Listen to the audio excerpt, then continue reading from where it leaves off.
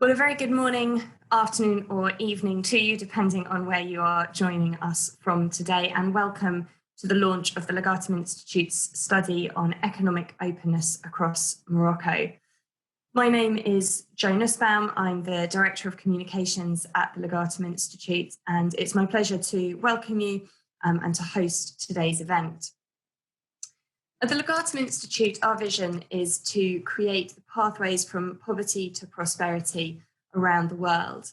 And as part of that, we have 14 years of history creating indexes and data sets to help leaders develop practical solutions that can deliver economic and social well-being. And our Global Index of Economic Openness is one of those indices. It ranks more than 150 countries on their openness to commerce, and is designed to be a tool that the international community can use to identify and tackle economic inequalities. And as part of that programme of work, we publish a number of in-depth case studies into individual countries, looking at their performance on the fundamental characteristics of an open economy and how open they are to trade, investment, ideas, competition and talent. And it's a real pleasure to be able to launch the Morocco case study today. A few pieces of housekeeping before we get stuck into the meat of the event. The session is being recorded, and so we'll put the video up on our website and YouTube once it's edited after the event. Please do use the chat function throughout to share thoughts and ideas and suggestions with the other attendees. Some of our policy team are also keeping an eye on that and would be delighted to hear from you and participate in that discussion. And then we'll also be opening up to questions for our speakers and panelists after the presentations. So please do use the Q&A function to suggest anything to me that you'd like to ask them. It'd be really helpful if you could say if it's a question for a specific speaker or if it's something to ask more generally. On to the agenda for today. We'll kick off in just a minute or two with a presentation from our Director of Policy here at the Institute of the key findings from the report. But we're really delighted to be joined by three fantastic expert speakers who will offer their reflections on the challenges and opportunities for Morocco. Hoping that I pronounce all their names correctly, we will have Adil Diani, who's a government affairs and international economics expert and a former advisor to the Ministry of Industry, Trade, Investment and New Technologies in Morocco. We'll have Javier Díaz Cassou, who is the incoming senior economist from Morocco at the World Bank, actually speaking to us from Italy as he hasn't been able to get over to Morocco yet to start his new role, but really looking forward to hearing what he has to say. And then also Dr. Mohamed Masbah, who is director of the Moroccan Institute for Policy Analysis and an associate fellow at Chatham House. We're really grateful to all three for taking their time today to share some insights and experiences. But before we hear from them, I'm now going to hand over to Dr. Stephen Brien, who's our Director of Policy and author of the report, to present on the key findings. Thank you, Jo, and may I also offer my welcome to everybody joining us this afternoon. What I'd like to do is take an opportunity, first of all, to explain what do we mean by economic openness? How do we measure it? What does that tell us about the world? And then unpack the story of Morocco through that lens, and to explain what we have found in the case study and what our view is of a positive agenda to take forward for furthering economic development within Morocco. So, what is economic openness? Why do we use that term? What we have been focusing on are what we might describe as sort of micro or structural foundations of an economy, the policy choices that help create the foundations for economic activity. So we look at what we call market access and infrastructure. This is the quality of the infrastructure, whether it be the roads, railways, energy, water, communications, all the core things that are needed to physically move products around, and also the trade arrangements that allow that to move internationally. Then we also look at the investment environment, focusing on issues such as property rights or investor protections or the quality of the financing ecosystem and access to capital. That's really looking at the extent to which capital can flow throughout the economy. So if we've got goods flowing, capital flowing, great starting point. The next pillar, enterprise conditions, looks at the extent to which markets are contestable. Is their burden of regulation high? are prices distorted or allowed to follow the market demands? Are labor market regulations flexible or restrictive? And that layer to the economy and the economic structure is all about the extent to which there is sort of dynamism, innovation, competition, and can that allow the sort of regeneration of the economy on an ongoing basis. And then the final pillar, governance, is really a foundational pillar about the sort of quality of both economic and political governance, the extent to which the rule of law operates. Are matters handled fairly within the courts? Does government provide an effective service? Is it there in service of the people and of the economy? And we've measured this at level of 4 pillars you see here, but also within those 22 policy-oriented elements, around 100 indicators drawing from, we'll come to Javier later, but the World Bank, the IMF, and many other international organizations. And when we look at that, when we look at Morocco in context, Morocco's economic openness is 72nd in the world. And when we look at those individual pillars I've just described, you see that market access and infrastructure, enterprise conditions, investment environment, all roughly around the same. So fairly balanced. And the sort of the weaker spot that will probably require a little bit more unpacking is governance, ranking 98th. So if we look at the other 64th, 68th, 70th, that's a pretty consistent view. Governance, in a worldwide context, then governance is a relatively weak point, and the others, particularly market access infrastructure, a relatively strong point. And the purpose of doing this and getting into more detail, as you'll see when you look at the report, is really to work out exactly where is Morocco strong, exactly where are the areas that would be next most appropriate to strengthen, and what are the binding constraints to further development within Morocco. But let's just give a little bit of historic context first of all. Morocco over the last 10 years has improved its economic openness and has actually risen 5 ranks in the global ranking. So there is a definite improvement faster than the peers. But the improvements have had a very distinct shape or pattern to them. These set of graphs here I think are quite stark in that quality of infrastructure and access to markets gone up 4 places. Investment environment has gone up 13 places, great improvements. Enterprise conditions, again, up 17 places. Governance, and this is even in the periods where there's been a new constitution, has in a global context deteriorated and fallen down the rankings quite a bit. And that for us is sort of a big question. What's going on here? And what do the international experts, the international people looking at this see versus what's happening on the ground, and how can we unpick this a little bit? But before we do that, let me actually describe what do we mean by governance, because there are many different aspects of it. And we, through the work of developing our index, have identified 6 different areas that we look at and measure. One is around executive constraints, the extent to which there is sort of separation of powers between the executive, the legislature, and the judiciary. And Morocco's governance from that perspective is pretty typical of its state across the board. Political accountability, the extent to which the government as an institution is accountable to the public and civil society is weaker. Rule of law, strong. Government integrity, the extent of corruption, not bad, I would say.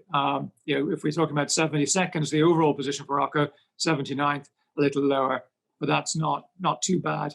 A lot of countries that we have studied, whether it was for Colombia or Ghana or Indonesia, at roughly similar levels to Morocco in terms of their economic openness, do face challenges with corruption. I would say, from that point of view, Morocco is no different. A work in progress.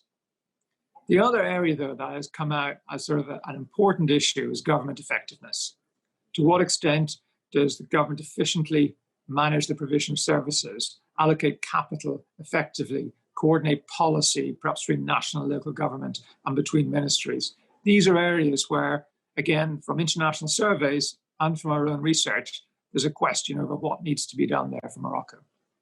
So that's really, I just wanted to spend a second unpacking governance a bit, just to move from a word to a little bit more tangibility of the issues we're talking about and why, from the point of view of economic openness, these are important. We'll come back to that in more detail in a second. But the good news is productive capacity in Morocco has improved quite steadily. Last 10 years, it's gone up 2.2% per annum. a pretty solid, not necessarily game-changing rate, but a pretty solid rate of improvement. And when we talk about productive capacity, it's a bit like GDP per capita, but we've really wanted to focus on stripping out the impact of resource rents, which is in the international context often important. For Morocco, not a major issue, but also to think about GDP per working age population. So what are people who we expect to be in the labor force producing? And this, as you think about different countries with different demographic profiles, is an important issue to consider. How is the 15 to 65-year-old age range operating within the economy? How is that group producing goods and services for everybody? And that, for us, is our benchmark. And that's what we always look when we go back to structural drivers of the economy. We focus on that as the indicator of success. So 2.2% improvement. Where does that come from? Well, what we have seen, if we just take some highlights over the last 10 years across the different areas that we've been looking at, we've seen real progress in terms of communication. The rollout of mobile technology has made a big difference. There's been further liberalization of international trade. I think Adil will probably speak to that in a minute. The quality of investor protections has strengthened, and overall, there's been a reduction in the burden of regulation. So a lot of good moves over the last 10 years, and that has led to not only an increase, and that's where the 5-place increase in the rankings has come from, but a return on that policy investment in terms of the productive capacity growing at a steady rate. But looking forward, we need to think about what will happen. How will we develop it further? And why are we asking questions about economic openness? Because what we have found through our analysis across decades of data in multiple countries is there is a pretty clear relationship between economic openness, as we have defined it, and productive capacity. So economies that score higher, that are more economically open, have a higher level of productive capacity. And you might well say, that's all very well and good. Developed or OECD countries have had more time, and a lot of things have happened at the same time.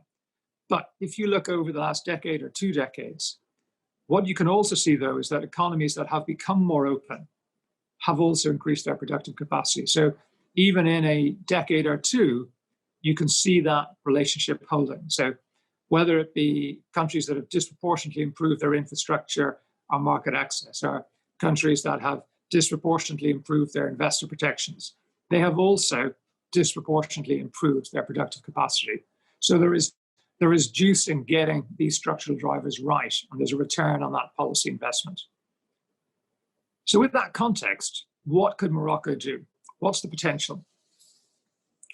And as I'm sort of putting this down as a very much a straw man potential, but if you look at the Asian tigers, and one of the more successful Asian tigers, so take Malaysia, that for us is a good benchmark for where over the next 20 years Morocco could aim to go. So that would be having the difference between where Morocco is today on economic openness and the top ranking countries, the sort of Singapores and Hong Kongs of this world. It would mean continuing the rate of progress that has already been established over the last 10 years. And that could then lead to an increase in productive capacity. What we could see is over that time period, if Morocco could improve its market access infrastructure, its enterprise conditions, its investment environment, and especially its governance, it could achieve a level of economic openness similar to Malaysia. And we would see there's probably a bit of a lag effect, but that is setting the capacity to have something that's close to 3 times the economic productivity that Morocco has today. That's where the sort of Malaysia benchmark is. Now, as we go through today's discussion and presentation, we have taken Indonesia as a benchmark, as a peer to benchmark Indonesia's ranking as 70th versus 72nd for Morocco, so that you'll sort of see what an equivalent country is like. But if you think about the Asian tigers and their success over the last few decades, they are bookended at one level by Indonesia and Malaysia. And we sort of see the sort of opportunity for Morocco is to go from the bottom of the Asian tigers to the top over the next 20 years. Now, to do that, Those are four challenges and opportunities we would say are sort of the next things to work on. A lot more would be required over 20 years, but let me sort of start with an immediate agenda. And then we'll unpack them. The first is to continue to invest in high-tech infrastructure and water resources, continuing that progress on building out the infrastructure of the country, and particularly as you move from the cities of Rabat and Casablanca out into the smaller towns and the rural areas. That's the sort of extension of what's been successful in the cities is one key thing. Another is opening key enabling sectors of the economy to more competition. I think the World Bank and others have also identified this as an important opportunity. But also then, third point is working on, really the aim here is to increase the level of engagement in the formal economy. So increasing labour market flexibility, helping to bridge that divide between the one half of the population who are in formal employment and have all the protections and benefits of it, and the other half of the population, so to speak, who are in informal employment and not benefiting from those social structures. And what do we need to do to help bridge the divide between those two? And then I'd say the fourth pillar, the fourth area that we are highlighting in the report is to strengthen governance to underpin growth, and in particular, economic governance. So let's talk through these one at a time. So first of all, investment in infrastructure. Why are we focusing on that? So two things to pick up here. One is great progress on mobile, but broadband penetration is low. It's about 4% of, I think, rightly across the population. And what we're seeing there is the mobile market is very competitive, lots of entrants, lots of investment. The broadband market, which is much more important, as we see in other countries, for business and getting high-speed internet to allow for an internet economy, that has more of a monopoly provision, and the consequences of that are more visible. It's available in concentrated pockets in cities, but not broadly available. Then another area we want to point out is, this is not meant to be in any way a sort of a great reveal for Morocco, but really a context setting. The fact that renewable water resources are low, that is a sort of geographic fact. It's not a comment about policy or anything. It does mean that mitigation and management of water is a particularly important issue for any country in this region. So what are we suggesting? First up, continue to invest in communication and transport infrastructure. So expanding the broadband network. As I said, it's a Morocco telecom sort of quasi-monopoly at the moment. I think it'd be great to introduce more competition there. And then also, while road quality is good, comparatively speaking, for other economies, the road density is low. There is the Plan Route 2035 program. We would be absolutely endorsing, as we do in the report, continue investing in that, build out that rural road network so that you can increase the connectivity of more parts of the country. And then mitigating the impact from declining rainfall. I think what's been noticed is that sort of water efficiency within agriculture is around 48%. That says there's a lot of opportunity for more drip irrigation. The World Bank has been focusing on that. There's the National Irrigation Water Saving Program. Again, these are really important areas to keep working on. So next, about opening domestic markets. What we see, and this does, I think, and I'll say to you, it links to some of the economic governance issues. We see when we look at Morocco's level of sort of contestability, how easy is it for companies to break into markets? The level of market-based competition, the strength of anti-monopoly policy are both areas that we think warrant attention and further work. So sectors like transport, energy, telcos, we just mentioned broadband, financial services, they're all very concentrated. And this hinders progress and innovation. I think we saw that 23 of 29 sectors surveyed had at least one state-owned enterprise in it versus about an average of 15 for other countries. So what we're seeing is concentrated markets, heavy engagement still with state-owned enterprises. That just contains and restricts the dynamism and competition within these sectors. Now, We know that the anti-competition policy has been strengthening. It's got better, and I think we just encourage the competition authority to to continue its work. We've noted the Petroleum Group of Morocco case where a ruling was made, but it hasn't yet stuck.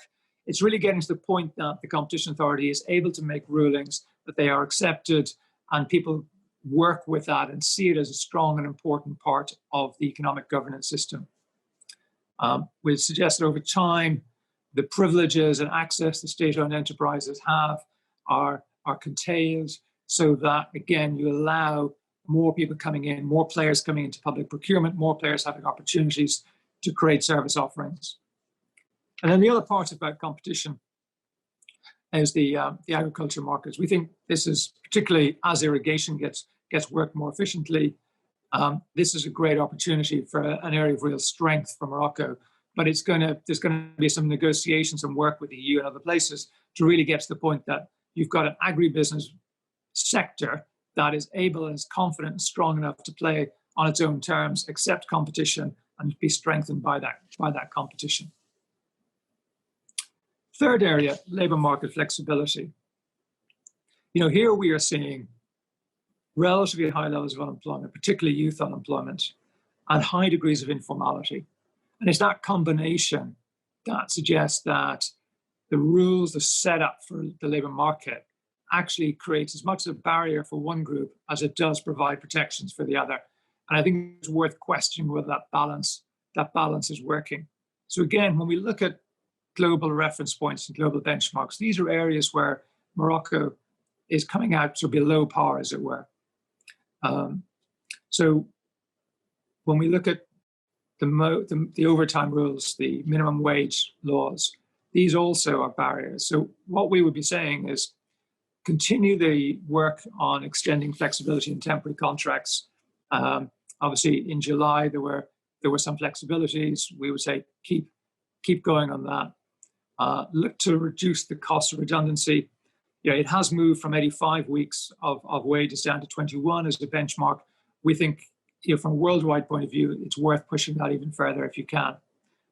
Keep an eye on the increase of minimum wage. Again, that helps one group, but it runs the risk of those who are coming into the labour market with lower skill levels being forced to go the informal route rather than be given an opportunity to join the formal labour market. And I think the quid pro quo, the sort of political quid pro quo, is to work on providing a greater level of social protection and unemployment insurance for those at the margins, so that you can navigate that balancing act. And I think the IMF has said, in its view, there's probably about 2.5 percentage points of increase in output that could come from labour market flexibility, and about 2 points reduction in unemployment. And in these COVID times, that's not worth missing. That's worth thinking about. So finally, governance.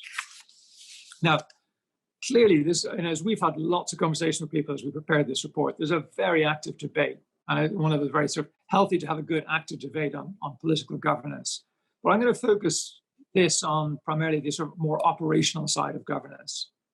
Where we look at how effective is the government at sort of providing services and, in fact, running the country, running services, and that interface between the economy, businesses, and government.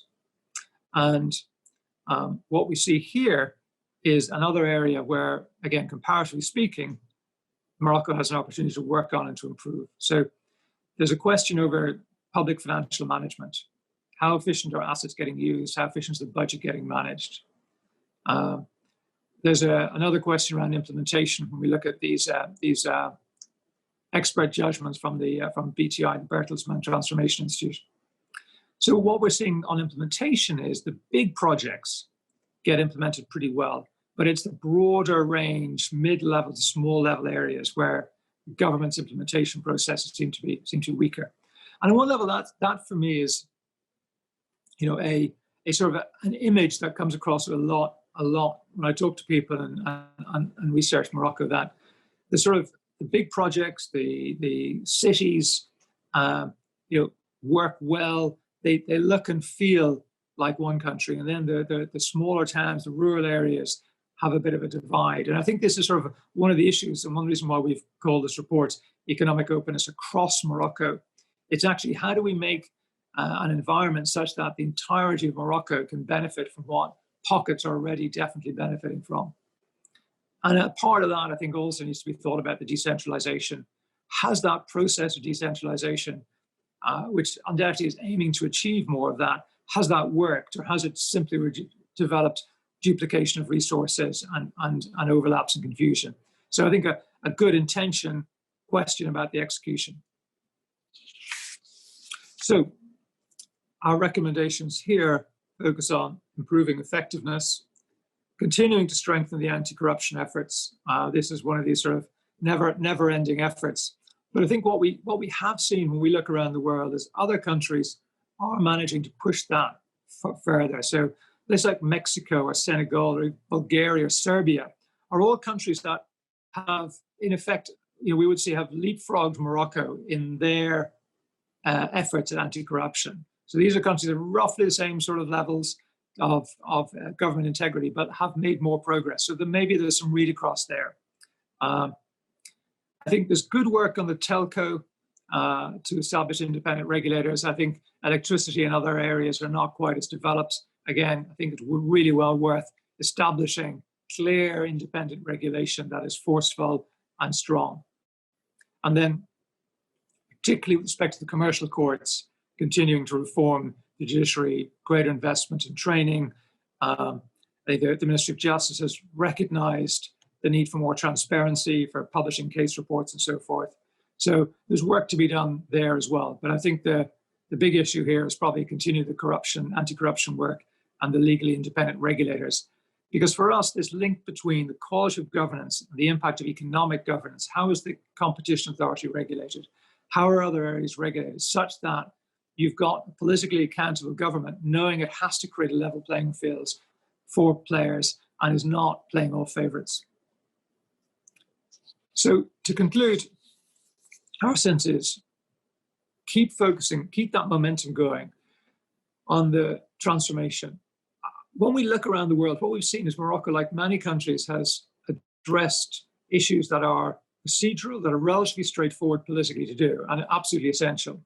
But I think the next challenge is, how do you go up against vested interests? How does a courageous politician start to say the more challenging issues now are about truly creating level playing fields, making sure that participants with privileged access are no longer given as much privilege as they used to? And this is a challenge in many countries. Where we were sort of working over this early in the summer in Colombia, and we saw the same. We've seen the same in Ghana. So these are important issues to work through, and more challenging ones as you go forward. So I would say keep up the momentum, but be aware that the next layer of challenges is potentially more difficult and is going to bump up against more opposition, because people's power bases and interests are going to be challenged more directly. So I just say, please join us in building on this analysis. We're planning to set up some working groups next year. Just like Javier is itching to get to Morocco, so am I as well, hopefully in the new year, once travel restrictions are reduced. But thank you for taking that time, and back to you, Joe. Brilliant, thank you for that, Stephen. I think it's clear there's definitely some challenges ahead for Morocco, and obviously the pandemic won't make those any easier. But I think you've also laid out a number of real opportunities for greater openness and growth and prosperity. So I'm going now to turn to our expert panelists for reflections, and really looking forward to hearing your thoughts on what Stephen's presented and your own experiences.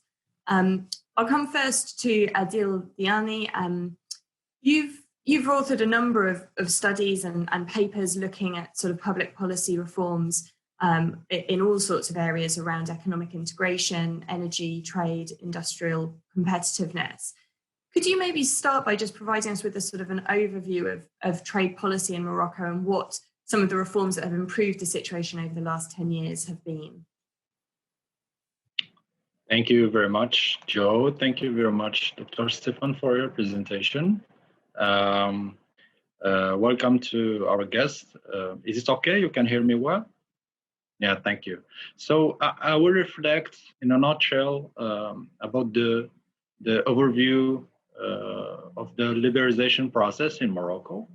Up to 20 years after its independence, Morocco, as many other developing countries, has witnessed many stumbling blocks in its quest to be actively engaged in the process of political reforms and economic performance, which means uh, removing market protection, which hindered its development and reform pace. And I'm referring mainly to the second oil crisis in the 70s and the drop in the phosphate price in the late 80s.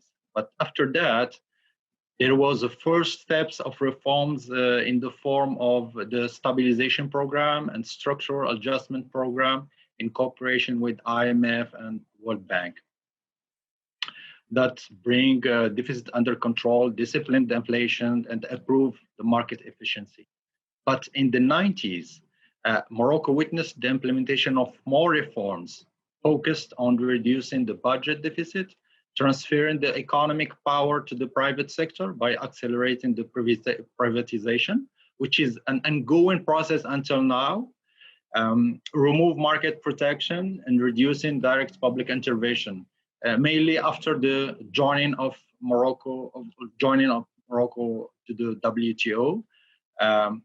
And those reforms has allowed Morocco to progressively integrate its economy into global markets, mainly just after signing and ratifying its FTAs with the European Union, with the United States and Arab countries and so on, to integrate its economy into the global market by deregulating protected sectors, opening domestic markets, as Dr. Stefan said, to foreign goods and capital, and promoted exports on the basis of comparative advantage, not anymore dependent on quotas and preferential tariffs allocated to Moroccan companies.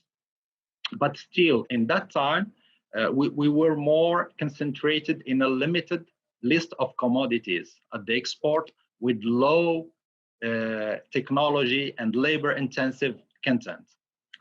But for the last 2 decades, and I'm coming to your question, and since the enthronement of the 1999, and thanks to his visionary, Majesty visionary leadership, economic, political, and institutional were both together at the intersection of reforms process that had to be performed simultaneously, and efficiently. Morocco has added topics like fight against corruption, accountability, democratization, the rule of law, and services to delivery to the poor. So with this more stable macroeconomic environment and attractive for investors, Morocco has developed and implemented very ambitious strategic roadmaps in many areas, like for the industrial acceleration, for long-term strategies in many sectors, instead of short-term rational, which gave more predictability to investors, foreign investors. I'm referring, and based on what we had as FTAs, Morocco has been committed to encourage new entrants, diversify its economy, and upgrade the low productivity. Consequently, Morocco has succeeded to attract world-class industrial companies and services companies like Renault, Peugeot, Airbus, Bombardier, Sumitomo, and major European financial services. And in a short period, in this 2 decades, Morocco shifted from FDI recipient to second investors among African countries, investing in the African countries, which brought a new aspect of the South-South cooperation and development. Nowadays, Morocco is among the top 3 markets in Africa in terms of ease of business, and position itself as a prime destination for investment, production, and exportation in Africa and the Mediterranean basin. As long as there is opportunities that were created along the reform process, there is also still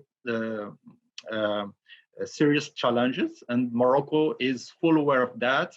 Among major challenges that Morocco is facing is how to achieve more inclusive and balanced economic growth, a deep integration to the global value chains, how to profit from the untapped opportunities that are generated from the FTAs that we signed and until now that were not exploited.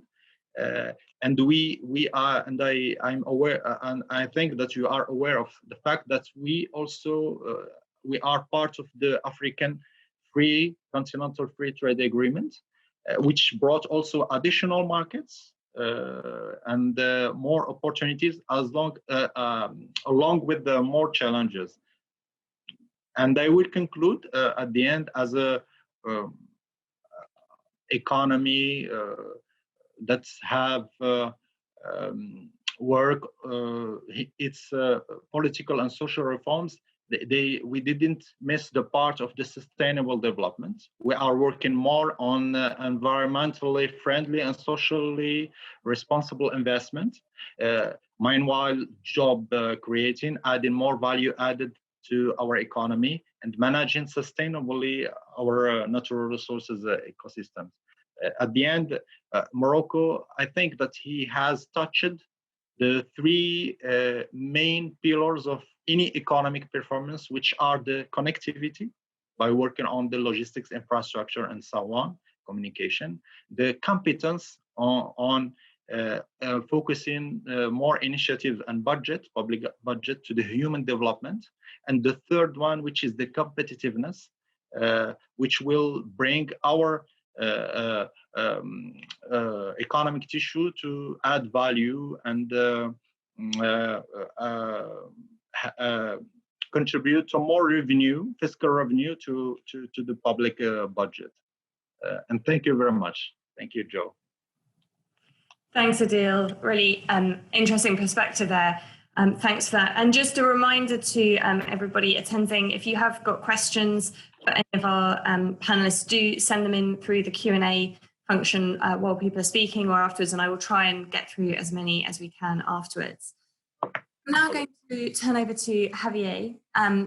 As the incoming senior economist for Morocco at the World Bank, and therefore maybe speaking somewhat as an outsider, it'd be really interesting to get your perspective on the investment environment and enterprise conditions across the country and how those are seen by the wider international community.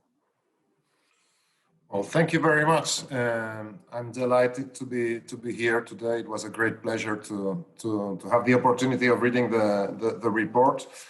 I think it's a great report. I think that the discussion around the index and all of its components provide for a great narrative about the development trajectory of Morocco in that case, but I can imagine how this applies to any context. I would like to apologize because I cannot claim that I'm an expert on Morocco. As Joe mentioned, I have been the World Bank's country economist for Morocco for only 1 week. So I feel a bit daunted by the challenge of providing a good analysis about the report and about the situation in the country. But I think that sometimes having a fresh set of eyes looking at the situation can be informative. And I think that in my case, what I can do is sort of like try to compare what I see, what stands out in my eyes about the situation in Morocco in comparison with that of other middle-income economies, and especially upper middle-income economies, which are the Latin American economies in which I have worked for the last 10 years. And I think it's a very interesting comparison because Latin America is the quintessential case of the region that is stuck into the middle-income crisis, the middle-income crisis that affects very much all of the countries in the region. Morocco is not there yet, but it's definitely showing some symptoms of a middle-income problem as well, of low growth, low productivity growth, etc. So I think it's interesting. It's important to start thinking what can lift the country out of this path, because otherwise we know from Latin America that it could be bound into period of time with a growth that could be insufficient for it to increase its level of life to what we want to see. Let me start by pointing out at some aspects that surprised me when I look at the Moroccan situation, especially if I compare it to Latin America. The first one is the reforms that have taken place in the last couple of decades. I mean, this is a country that has reformed in many different areas, and the reforms have been quite bold and very difficult to complete in other contexts. So it's clear that notwithstanding the governance problems that Stephen was pointing out, the political and institutional system of Morocco has been able to provide some interesting reforms in areas such as insolvency law, such as the reduction of energy subsidies, some areas which in other contexts have been extremely contentious and extremely difficult to produce. So this is something that is, of course, a strength in the Moroccan case. Another aspect that has surprised me when looking at the situation of Morocco is how high investment has been in recent years. When you look at gross capital formation in Morocco, it's been close to 30% of GDP for quite some time. For the last 10 years or so, we have been arguing in Latin America that investment was too low, and having 30% gross capital formation would have been a dream scenario for us. So that's another strength that that Morocco has, and which I found really fascinating. So then I come to the third issue that has surprised me, which is the declining growth rate of the Moroccan economy. I mean, you have an economy that has been reforming quite extensively. You have an economy that has been investing quite heavily. You have also an economy which is in the middle of that has a demographic bonus with a working force that is increasing pretty quickly, and that is going to be in this demographic bonus situation until 2030, 2040. Why is Morocco growing modestly, and especially why have growth rates decreased in recent years? That's probably the question that is going to keep me awake for the next few years. So I like the fact that this report gave a few ideas to start thinking about how to address this question. Finally, just to raise some of the issues which I think are going to be very, very important for Morocco not to fall into this middle income trap, which I mentioned before, and to raise growth rates to a level that could be enough for convergence to happen with higher income economies. I think that structural reforms we have to think about structural reform sort of like in a general equilibrium mode.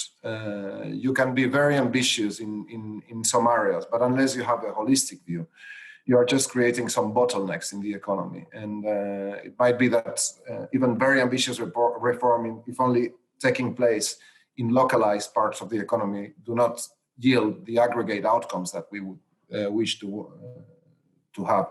And I think that's something that has occurred in Morocco. That's a country that has been very bold in certain areas and very shy or somewhat shy in some others, and especially when with all the reforms that have to deal with market contestability and antitrust regulations. Stephen, I think, had a very, very good analysis on that. So I think that one priority should be to look at all the bottlenecks that this reform process have created, and try to identify which are the specific areas that could unleash the aggregate impacts that we need. That requires a lot of analysis and a holistic analysis, which is not always easy to provide. I think that another priority in the Moroccan case, without which is raising growth rates to a more to sufficient level, will be is the human capital accumulation. It's quite clear that there's a human capital problem in Morocco. Morocco has done a lot to improve its stock of physical capital, its infrastructure, but progress with regard to human capital has been less clear. There have been improvements in some educational indicators, especially in terms of coverage. But still, we have a country with a very high rates of illiteracy rate, a country that ranks badly in the PISA assessments. And I think that much more needs to be done in that respect in order to take advantage of all the rest that has been done. A third area, which I think is fundamental, is to try to think about which are the opportunities that COVID is going to bring for Morocco. Because it's quite clear to me that the short-term impact is going to be enormous for Morocco as for the rest of the world. But there are some interesting elements that will provide opportunities, and Morocco needs to think about how to grab these opportunities, especially with regards to the restructuring of global value chains that is taking place in the world right now. There is a process of nearshoring that is taking place. European companies are looking for shorter value chains, more secure value chains, and Morocco has already proved that it's a reliable partner, a reliable industrial partner for the European Union. And I think that in the current context, it can leverage on that reputation that it has built in recent years. That requires a good mix, the right mix of trade policies, but also the combination of these trade policies with industrial policies. The two have to be coordinated properly in order to take advantage of this new world scenario that is opening up and that might be favorable to Morocco because of this nearshoring trend that we are seeing. And finally, and I close with that, I think that macro stability is going to be an issue. Morocco, one of the keys to the success that Morocco has had in recent years is that its macro framework has delivered very good outcomes. I mean, the central bank has provided an environment of price stability. Fiscal and current account deficits have been contained. The debt has been stabilized. This has been a very, very credible, favorable macroeconomic environment, and this explains why Morocco could go to the market in November 2019 and issue a bond at just 1.5%, which again is something that surprises me coming from where I was coming from. Clearly, COVID is going to be a challenge to all the macro stability that has been reached in recent years, and I think that the government is going to have to think about a medium-term strategy, a fiscal consolidation strategy, a strategy to stabilize debt, both government and external debt, because obviously the COVID crisis is going to lead to a jump in debt in Morocco as in pretty much everywhere else in the world. So with this, I conclude. Thank you very much. Thank you for that, Javier. And finally, turning to you, Dr. Mohamed, Stephen, in his presentation and throughout the report has sort of highlighted economic governance in Morocco as really fundamental to increased effectiveness. What's your perspective on that? Thank you very much for the invitation, Joe and Stephen, for writing the report and for inviting me to speak at this very interesting webinar.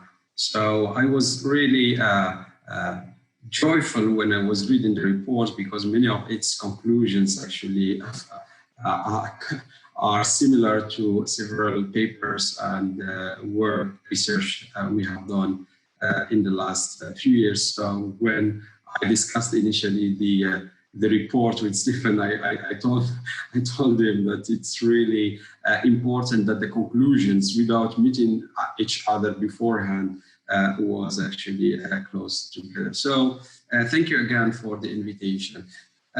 So let me summarize your question in a very, I would say, a metaphoric answer, and then I will try to elaborate more into details. So you have already said it before, Stephen, that there was some political reform since 2011 with the new constitution that has led to several important changes on the document of the constitution itself, on the paper, which means a separation of power, check and balance, creation of new regulatory and accountability mechanisms, and strengthening parliament, etc. So those are, in theory, mechanisms that strengthen the good governance that will have actually a good impact on the political openness.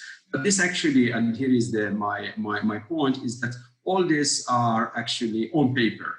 So in Morocco, we might say that most of the reforms are actually very good, very eloquent, very sophisticated on the documents, be it laws, be it strategies, etc. But in reality, that business community face or regular citizens face vis-a-vis the administration and the bureaucracy is much complex. I just came today from the Muqata for the local community by just applying for a passport for my girl.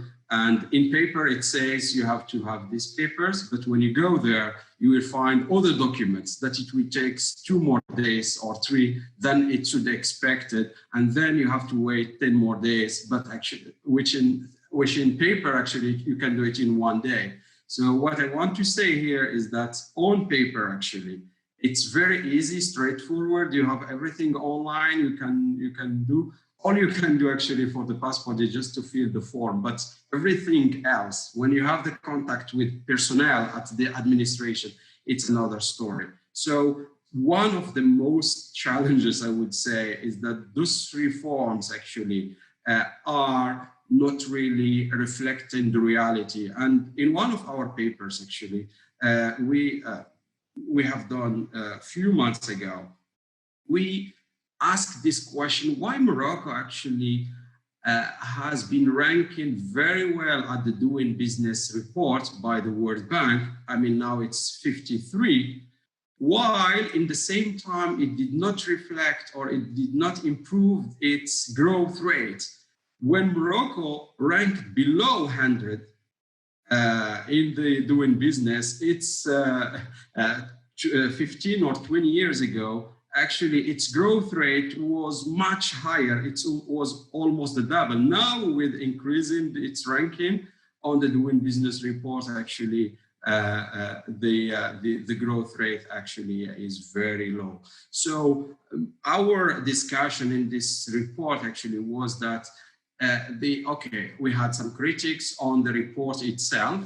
You can find it, but the core idea is that we should look at the institutional framework, the wider institutional framework, rather than just some technical aspects in the Doing Business. So Doing Business is not just, actually, that the paper argues, is not just some technical procedures, but it's an ecosystem that actually impede, and among it is the governance and the private property, the protection of private property and the rule of law. And I was, I would say, struck when I read that at the report you find that Morocco is ranked 131 at the level of political accountability. And this is a very interesting point, because actually what happens is that, and this actually is a point maybe we can discuss and elaborate more, is that even with good institution from the facade, or you have all the institution, we have anti-corruption instance, we have the competition council, we have a technically or in theory an independent judiciary system. But despite this, actually, there is suspicion or the perceptions of the business community and the wider population that these institutions actually are not independent. This has been actually demonstrated by several surveys, including our trust index survey that we ran for last year and this year, and it showed that Moroccans usually does not trust the elected institutions, political parties, parliament, government, and they trust only police and the military, which is actually, and in between you have all these institutions that people have a high level of skepticism, which actually, in my opinion, is a challenge towards more inclusive and participatory setup. So having said that, is that in the absence of an inclusive and mechanisms of voice, expressing voices and expressing grievances, and in the absence of effective mechanisms that channel those grievances and make it more heard by the decision makers, I'm not optimistic about the improvement of the institutional setup. That's from one side, and from the other side, there is a vicious circle actually, and I think we need to break this vicious circle if we want to have a more I would say effective governance system. So at the heart of it is the perceptions of ineffective and dysfunctional institutional framework that enhance the perception that corruption is widespread and you need wasta, which means intermediary people to get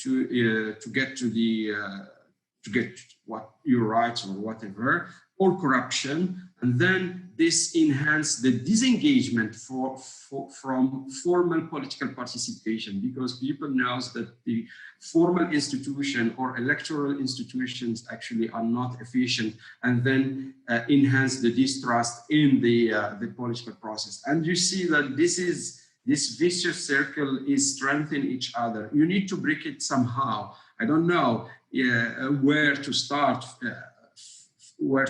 but I think at some point engaging non-business and non-state actors in this process, which means civil society, other actors, to strengthen this relationship between the state and citizens is very important to increase actually. And here to answer your question, it's not just about the economic productivity, but also the whole process. There is a need for a more holistic approach. When the increase of trust in the political institution increase, then business community definitely will have more trust in the political process, and hence will have more willingness to invest. So I will leave it here, so maybe we can have more Q&A and discuss later. Thank you, Mohamed. I really appreciate that. And sadly, I think we've had so much content that we have run out of time for our Q&A. I'm conscious that it is already coming up to the hour. I think probably all four of our speakers have given you a lot of food for thought. If you have posted a question to us, we really want to keep this conversation going. As Stephen said, we really are ambitious for Morocco, and we want to continue to work with policymakers, influencers, business leaders. As Mohamed was saying, this will take stakeholders from across the whole of the economy and all different sectors to see change. So please do get in touch with us. You can email us info@li.com if you don't have other means of contacting us, but please do get in touch. We really hope that you'll be able to use this report to help set an agenda for sustainable growth across Morocco. And we're really grateful to the support of the Templeton World Charity Foundation that allowed us to produce the report and present it to you today. So please do go to our website. You can download both an English and a French version. Please, they're free, so please do pass it on, and do get in touch with us if there's anything that you'd like to follow up on. But all that is left for me to do really is to say an enormous thank you to our panel of speakers for making this such an informative and inspiring event, and to say a huge thank you to all of you for joining us today. I hope you enjoy the rest of your day. Thank you.